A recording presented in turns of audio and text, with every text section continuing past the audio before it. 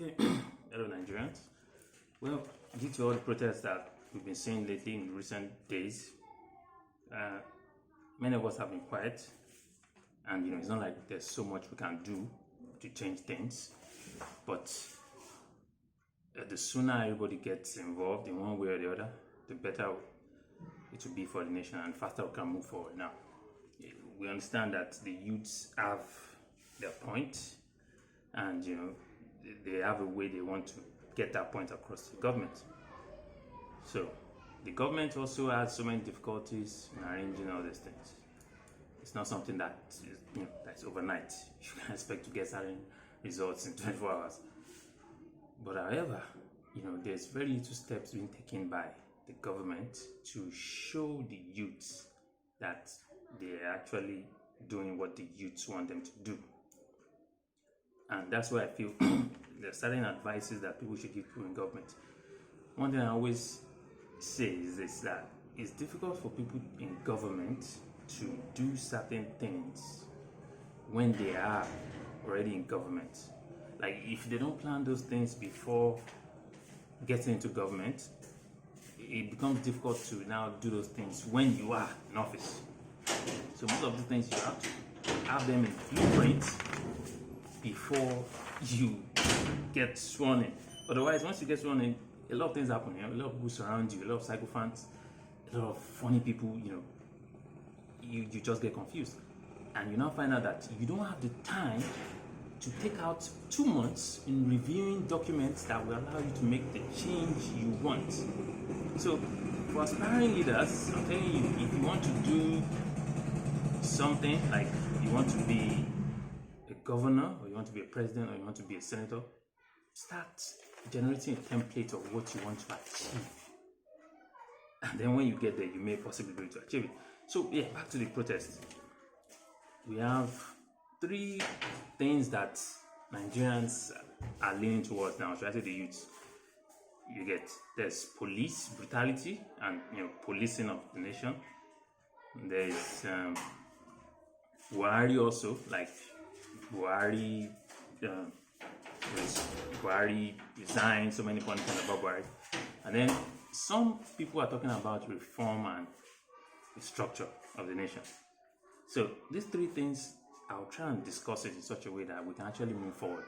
Now, please, if you can get this video to as many youths as possible and to the federal government, it will be good, because most people say they want something. They don't really talk about how that thing is going to be done.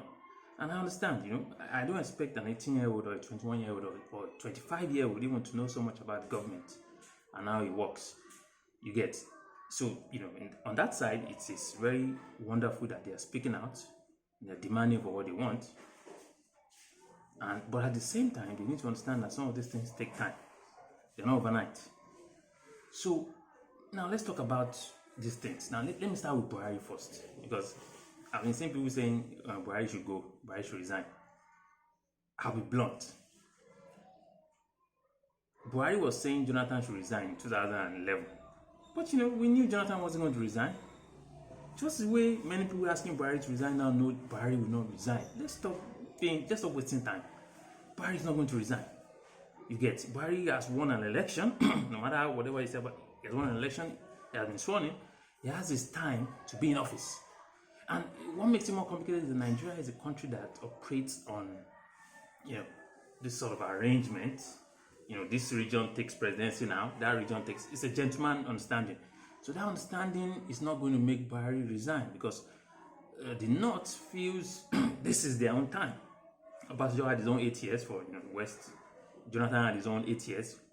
We're not really sure who Jonathan was representing, but somewhere between the South and the East.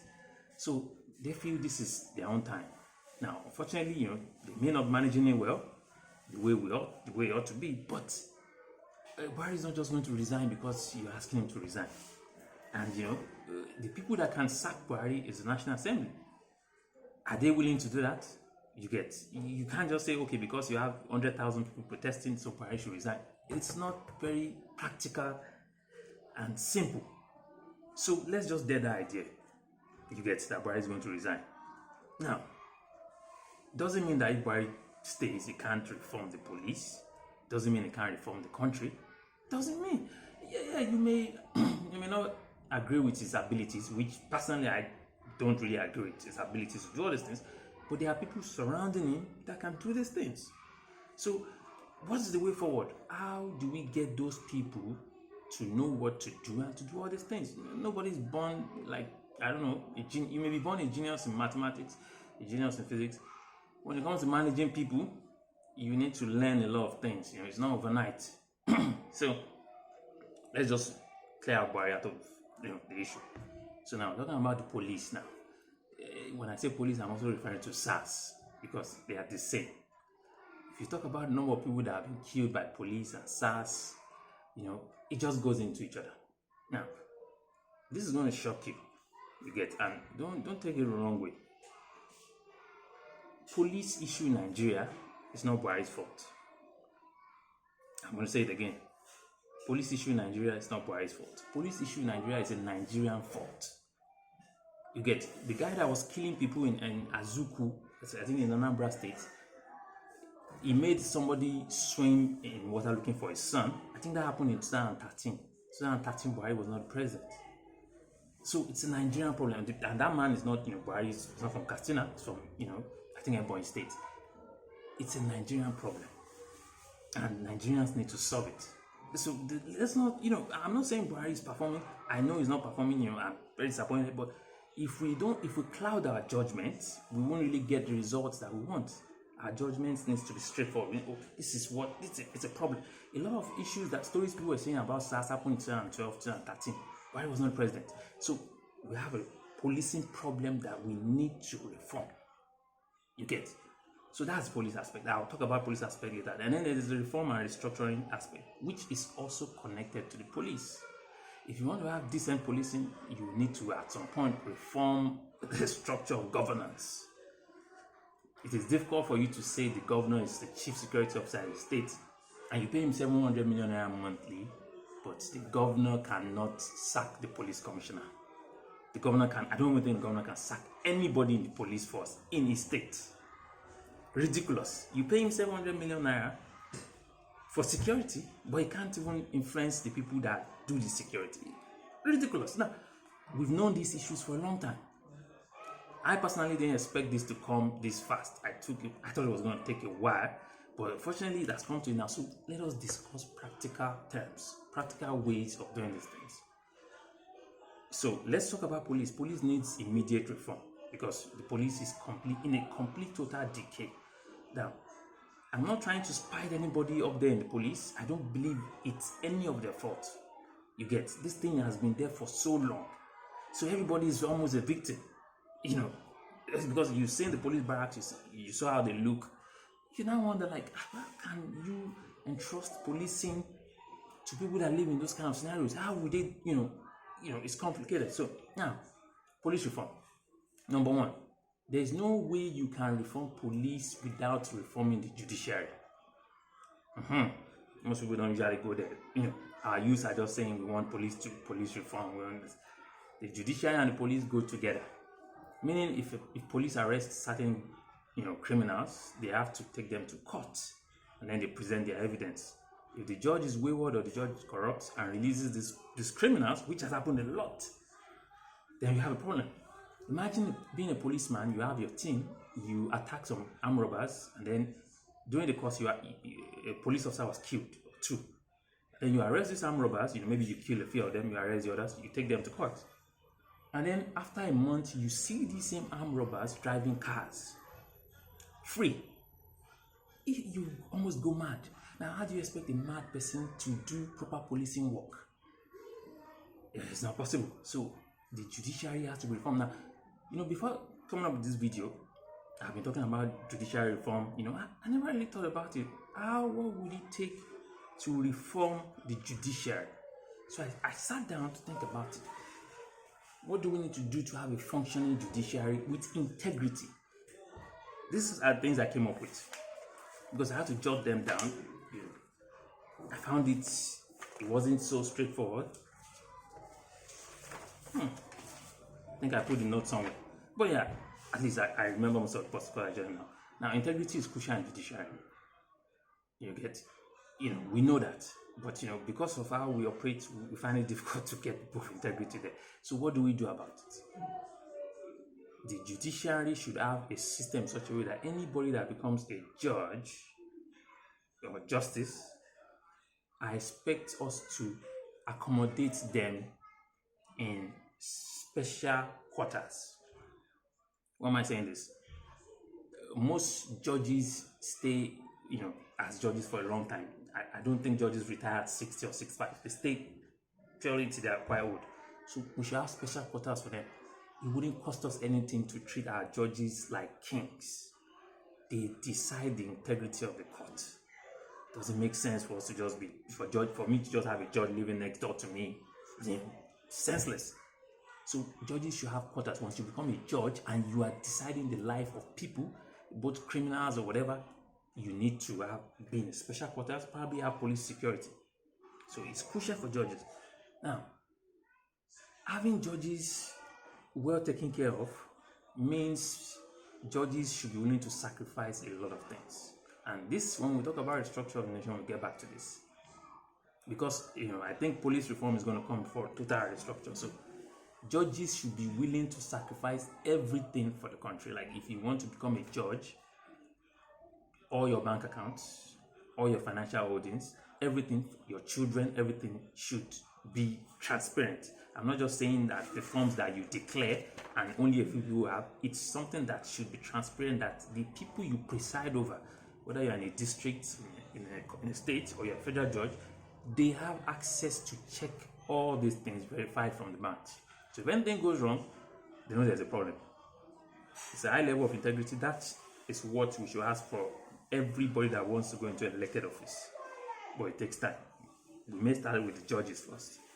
So in a situation whereby you have the judge where judiciary is in line and you can trust the judiciary to have integrity, then the police reforms will make sense.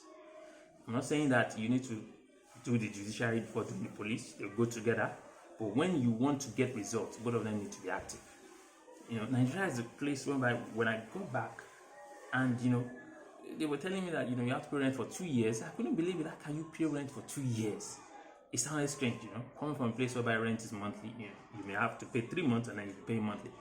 Maybe for the first month, for the last month, and then a deposit.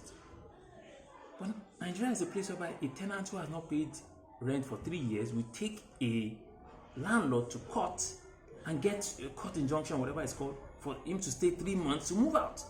Crazy. That doesn't happen in any realistic world. If you are owing, you have a contract that you sign when you move into a house. If you owe beyond that period, a judge doesn't waste time, you're thrown out. There's no negotiation like this. No. The landlord needs his property, he needs to earn money from it. So the judiciary is in a total mess. We need to fix it alongside fixing the police. Youth, please listen. These things won't take 24 hours. They won't take maybe 1 week. They will take time. So now, real reform of the police. I said earlier that it doesn't make sense for a governor to have 700 million security votes and he cannot sack the police commissioner. The actual policing needs to be done by the state. I'm not talking about creating state police. I'm talking about the current police we have, transferring them into the states for them to be managed by states. Recently they told Governor of Rivers, Wike, to go and supervise police. It was not like, how can I supervise people who I can't sack? You can't sack someone, you can't dismiss someone, you're supervising him. It doesn't make sense. You're wasting his time. So the current police force that we have now can be transferred to all their states, or if a policeman has been living in the state and he feels he can serve there and the governor will take him, let all the budget of the police be transferred to the state. Let the states manage the police. If you are the chief security officer of your state, manage the police and let people know that we have someone that we can hold responsible if there's a problem. Now, there may always be issues whereby the situation in the state goes beyond the power of the police, and then that's when the federal comes in with the military. They can do a statement, there's a state of emergency, and then they take it. So, taking the police from the federal doesn't mean that power leaves federal. The federal will still have a federal kind of police, which I feel that may be the SSS, because currently I don't really know what the SSS don't do particularly so much. They don't interfere with citizens so much like that.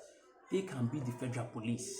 Whereby if there's any particular issue that seems to bother the federal or there's a bias in the state, that federal police will come in and act. So they would have superiority to the state police whenever there's a peculiar case that they're worried about. Once they show up, the state police will stand back, observing what they're doing and giving them support. Well, you may think I'm reading American playbook to you, but if they are doing it and the system is fair, we need to also consider changes. If the policing is done by the state, because you can't give a governor so much money to handle security and he doesn't have control over the guys. If he gives the commissioner 200 million, the commissioner, please facilitate this. If the commissioner doesn't get the 200 million to the boys that are really doing the things, he can't sack the commissioner. There's nothing he can do. So we can't be going there and coming there. We have to have this in order. Now, the federal policing system, which may be the SSS or the police, will still have the ability to do important and crucial things, like election. That is the point whereby, a state may be too biased, whereby a governor has appointed this person as state commissioner of police, and he wants him to engineer the election towards this way. That's where you have the federal might coming to neutralize that. Whereby you have the military and then the SSS, they will handle the election. The local police obviously will be there also, check in, be sure that it's fair and fair. But when you have a superior power coming, the elections can be fair and fair. So the federal will still have its core power. You get, just because the policing goes to the state, the federal will have its power. You will know that each governor has to worry about security. And if you elect a funny governor, you're going to get funny systems. But now, the way it is now, the IG has to do all that. If we have a problem with the IG, then all the states have problems. You get, because the IG is the one that appoints the commissioners, and the IG can only be removed by the president. So the president is indirectly policing every single affair of the state. It is too much. It is not necessary. The president should be concerned with major security concerns, not every serious small details. And when you don't have these things under the governor, it's a problem. I know the federal tried to push state courts to the states. They wanted the states to be fully funding their courts, and the states were saying, they don't have the money and all those things. It's funny, everybody always wants someone with a gun. Nobody wants to control the judiciary, because we don't understand that the judiciary is more important. So states should be able to manage the state courts and the state police, while the federal manages the federal courts and the federal police. Now, when you have judges, you have to understand that there has to be a way to remove a judge that does not have integrity. It's always crucial. This thing is tougher than it looks. So here's my recommendation. Judges in the state can be removed through a recall election, whereby you say that this judge is someone you're supposed to give 20 years sentence, you're giving him 2 year sentence. Someone you should give 1 year sentence, you're giving him life. The people in that district can vote and recall him. Okay, so that leads us to the question: how do you remove federal judges? Federal judges can be removed by all the state judges voting to remove them. You have numerous state judges, so, because it will be difficult to hold a federal election because you want to remove one judge in a Supreme Court. It's too cumbersome. So how many elections do you use? So the state judges can vote to remove the federal judge. Not just that council. They used to have all these council of judges. No, of 9 people. Too small. Involve more people so that you can get more opinion to sample. And then that should solve the judicial issue, because if you're a judge, if you do something wrong, people can remove you. So they can remove the state judges, they can remove the federal judges. It's very crucial. There shouldn't be such a position whereby you can't really be removed unless, and a president or a governor should not have the unitary power to just remove a judge. The judiciary should be independent, because it becomes a problem whereby the judge, a governor, or a president wants to control the election, and then he just removes the judge. You get, that shouldn't be. They appoint them. The governor should be able to appoint state judges. The president appointing the federal judges, but they shouldn't be able to remove them. Removing them should be done through a voting system. So, that's that for policing reform. Now, for training of police, because some people will tell me that if you make police state police and does that affect the training that they have? Yes. So the training is crucial. Most of you are asking for training, but in order for you to get the adequate training you want, it is better when it is decentralized. When you have a central system, it's always difficult. Somebody in Abuja is going to give an order and people will fulfill it in funny ways across the states. But when the governor is directly funding the training, the governor can show up to any training he wants and see what they are teaching these guys. You know that this is the governor we elected, we hold him responsible. So, but whatever training they're going to give them, I would recommend that from now on, the police that are interacting with people, they graduate. So if you are not a graduate, please forgive me for saying this. And when I say graduate, I don't necessarily mean BSc, could be HND, but well-educated people. I discovered that when you are dealing with people who they know that where they are going to get to in the office is limited, with police sergeants that maybe that's the highest is going to go, and is one responsible for handling cases, for interacting with people, it's a problem. But when you have graduates that know that they can become IG tomorrow, or whatever, police commissioner, then the way they behave, they will be thinking about their future. So please, we need to stop having funny people interacting with people. I'm sorry, if you didn't graduate, I'm not saying you're funny. What I'm saying is that education is an advantage. We need to have our most educated people interacting with people. I know Nigerians are difficult to interact with. Nigerians can be very crude, can be very tough. But if the banks can do it, whenever anybody goes into a bank, mechanic, carpenter, whatever, you always see very well educated people there. So if the banks can do it, and I can count the number of times I've had a ruckus in bank whereby people are shouting, the bankers always have a way of calming people down, even if there's a problem. So why can't graduates be the ones doing that? We have so many graduates all over the place. So why are we still using people that are non-graduates to do sensitive jobs? It doesn't make sense. So whatever reform is going to happen to the police, please, we need to ensure. It's okay to have the non-graduates that can serve as backup. You get in a situation whereby it's a fire for fire thing. There are armed robbers, so and so place. The armed robbers, we need to go and fire that place up and get the armed robbers. You can deploy them.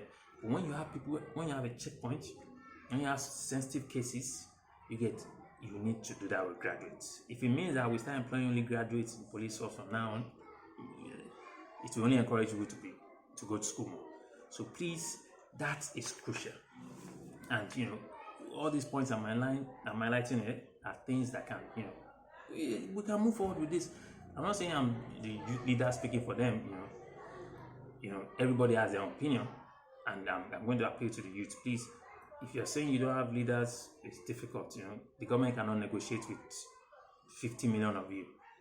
They need to negotiate with certain people.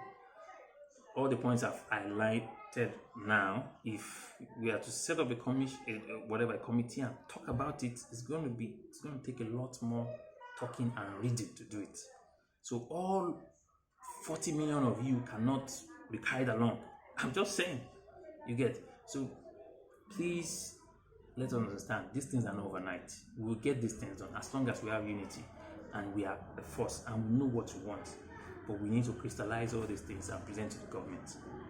If the government knew how to do everything, they will have done it. But we must believe that there are certain things that they just don't really know how to do. So, lastly, for the people pushing for reform the nation, restructure the nation, well, the policing method is also a way of restructuring the nation. It's part of it. There are two other aspects of reforming and restructuring the nation that don't make things particularly easy. One of them is economic restructuring, and the other one is regional restructuring. They are connected, but they are different. Now, if you are not really interested in restructuring and you just want the police to become better people, you can just zoom out now. But if you are interested in what will sustain the country, then you may listen. Now, regional restructuring, most people talk about restructure, and some people oppose restructure. They oppose it all day. Both sides at times don't really know what it means to restructure or what should be done when we restructure. Most people just say that we want to have regional government. So how would this regional government operate? Because there will always be the military, which should be central, and there will always be like the president who is a central elected person. So my opinion is this: if we're going to restructure the nation, let us get towards having regions that will be odd numbers. I would recommend 5, but something whereby it's odd, 3, 5, 7, you get.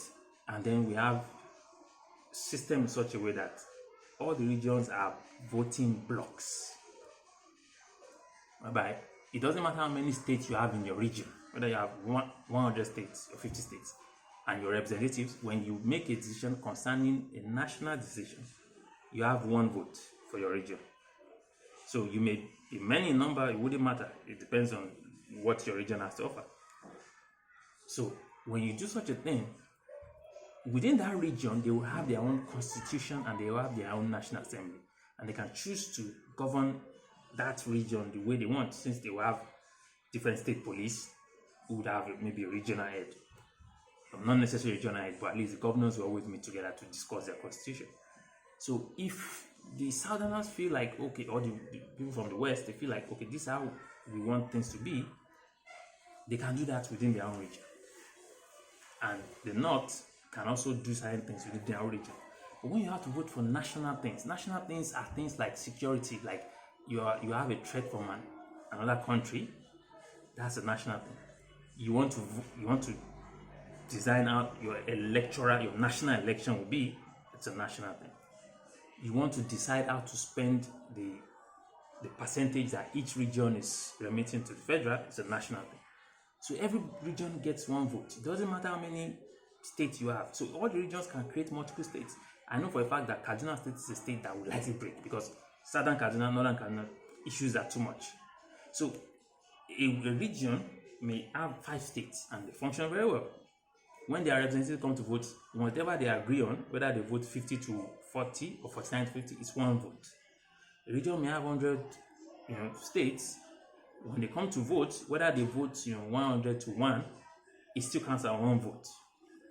And then all of them come together, and then that's how you decide national issues, not regional issues. Regional issues, all these separate regions will have their own constitution that will govern them. And that is what restructuring is about, regional restructuring. And then it's definitely a lot more than that, but that's the basics. Now, economic restructuring is the one that people find it difficult to swallow, because we are already dependent like 85% on oil. So economic restructuring is not something that's achievable probably in the next 5 to 10 years. It's a fact.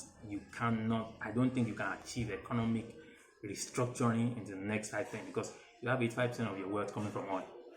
So if you suddenly say that oil producing states should remit 10% or 20% to the federal and keep the remaining 80%, some states become very rich, some states become stinkingly poor.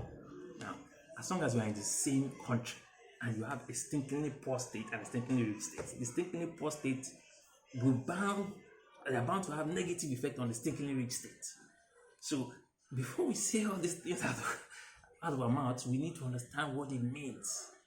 Now, in 5 to 10 years, all the other states will now realize there's whatever materials, whatever resources they have that can fund their government. It could be in the aspect of technology, it could be in the aspect of services. There are so many countries that don't have oil and they're doing better than us. So it is not all about your natural resources. You can figure it out, but it takes time to set a structure in such a way that you'll be able to fund the government, and the government funds the people. When government workers take salary, that's when they use to purchase things from people that are selling things, for people that are rendering services, carpenters, and then that money still end up going back to service providers like MTN. So government starts the funding. So it's difficult for you to just restructure overnight. You need to have a plan. Each state is going to come up with a plan. This is how much the size of our government is. This is how much money we need to move. How do we create this money? There's a way of creation of money. People don't usually talk about it in Africa. But imagine if a state like, for example, now, Jigawa just becomes a country. Does it mean that they won't eat? Does it mean they won't survive? Does it mean they won't be paid their full salary? They will. But they have to create a central bank that's going to create money, and then that money starts circulating around. The thing about that money is that you cannot continue to create it infinitely. Otherwise, you have inflation and defeat the purpose. There has to be an optimum amount of money you can create based on your capacity, which includes resources, services that you can render, a lot of things. So, economic restructure, if we say we want to start it now, good. But it's going to take time for it to be implemented. It's not overnight. I support it. I feel it is necessary. It will allow growth because a lot of states will start thinking outside the box.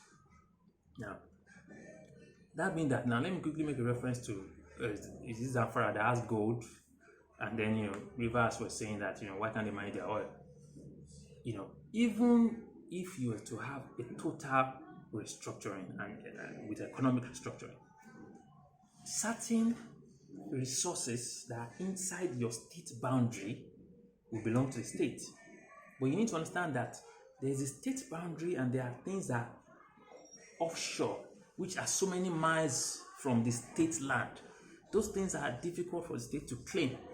You can claim land maybe like 10 kilometers from your state, but going further, you struggle to claim land 50 kilometers from your state, like other states like Bayelsa that are by the river, Ondo, So the federal will still have that advantage that the federal controls the sea. The navy is going to be controlled by the federal. So you may be able to, any oil that is found within your land, your geographical land, your state, and maybe 10 kilometers from your land, from the shores, or 15 kilometers, I don't know, they have those rules, can be yours. But anyone that is deeply, deeply offshore, very far, they have to naturally cede to the country, because at a particular point, the country owns the surroundings. You get, particularly when you're dealing with oceans. So let us just understand all these things. I totally support the idea of every state managing whatever resources is within their state, and maybe for the ones that have rivers or ocean in front of them, maybe like 10 kilometers. But it may not be possible to undo everything. So please, Nigerian youth, please try and listen to this. Government also, please listen to this. We can forge ahead. We don't need to destroy each other. It's a waste of time, waste of resources. We can make a lot of, move in the right place. I'm also a youth like Nigerians. I'm not old, I'm 34. So I may be a senior youth, but I'm also a youth, just like most of the people. But I can see through the lines that if we don't have focus on what we're asking for, then it will be difficult to get it. So we need focus. So please, let's do what we can. God bless Nigeria, God bless Africa, God bless everybody. And all these things are possible through simple steps, but we need to dialogue. If the youths if you requested for something, please understand that these things may not be done in 24 hours. It takes time. The government also, if you're going to implement these steps, try to televise it. Try to make it transparent. Let the youth know that you're doing something. The youths are used to the idea of you're not doing anything and you just tell them to go back home so that they'll come out and no, they want to see action. So give it to them. Why are we here if we're not going to? I say why are we here if I'm not part of the government? No. Why are you there if you're not going to give them action? If you're not going to give them what they need? So if they want police reform, start doing the police reform. And let them know that you're doing it and give a timeline. By so and so time, this is what's going to happen. SWAT was announced too early. I don't even know which unit SWAT is from. The youths realized that SWAT couldn't have been created that fast if it was a genuine unit. And so it's a blunder sign of government. So take your time, do what you're supposed to do, but make it transparent. Show the youths, let them know you're doing what they want you to do. And nobody wants chaos. Only a few people want chaos. Most people just want peace and a good living environment. So the government, most of this is on you. 95% of this is up to government. The youths have done their own part. They can't constitute committees to do all these things. They can only protest. It's the government that can do all these things. And I'll just throw out this question. If we are saying we need police reform, judiciary reform, and we have a lawyer, a professor of law as the vice president, and we can't get these reforms, those are things that frustrate people. Government, please, if it is to enable the vice president to chairman this thing, we have a vice president who is a lawyer. How can we be struggling with judiciary and police reforms? It's a no-brainer. So please, and I'm not saying this for the vice president. What I'm saying is that we have people in government who have integrity in all these areas, who know how all these things should be. It's a Nigerian thing. It's not a northern. I understand that the current regime, it's a northern regime, which should not necessarily be, but it's a Nigerian thing. If they not hug power too much, that Jonathan had his own era, Obasanjo had his own, this is our own era. If you hug it too much, you will fail. Other people have to be brought into sensitive roles. If we want to keep Nigeria the way it is and want to keep moving forward, no tribe can hug power too much. It's a problem. You hug the power too much, you are always looking behind your shoulder because you don't trust anybody. So, what are we saying? Let the vice president should be able to take, and it is the presidency that is going to do that. We already know, what's going on between the presidency and vice president. We already know. You guys, it's no news. But that doesn't mean things shouldn't get done. So please, the government of Nigeria, we appeal to you, the youth. You can make a change.